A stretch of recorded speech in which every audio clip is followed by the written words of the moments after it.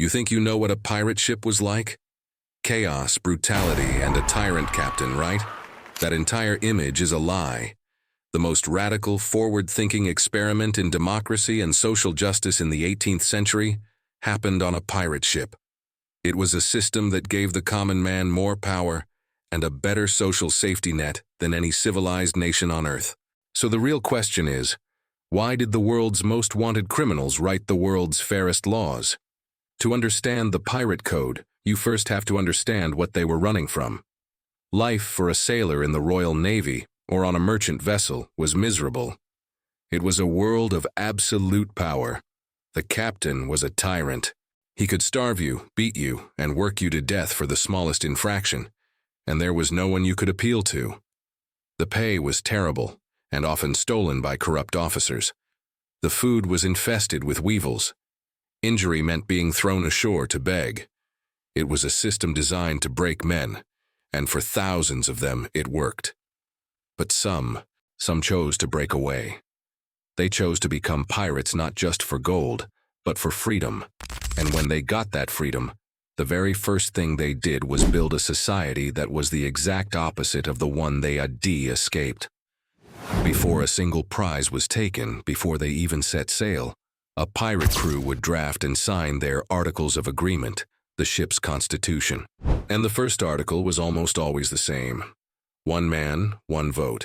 On a ship captained by the infamous Bartholomew Black Bart Roberts, every single crew member had an equal say in all major decisions, where they would sail, who they would attack, and what the rules would be. The captain himself was elected, and could be removed from office by a majority vote if the crew was unhappy with his performance. His authority was only absolute during battle. Any other time, he was just another member of the crew. The loot was shared with incredible fairness. While a Royal Navy captain might take 50% of a prize, a pirate captain received only 2 shares to a regular sailor's 1. The quartermaster, who acted as the crew's representative and handled disputes, also got 2 shares.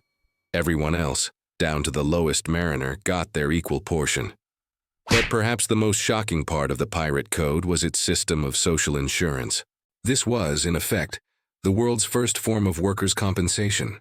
Bartholomew Roberts' articles clearly state that any man who lost a limb or became a cripple in service to the crew would receive 800 pieces of 8 from the ship's common stock before the rest of the loot was divided. That's the equivalent of over $200,000 today.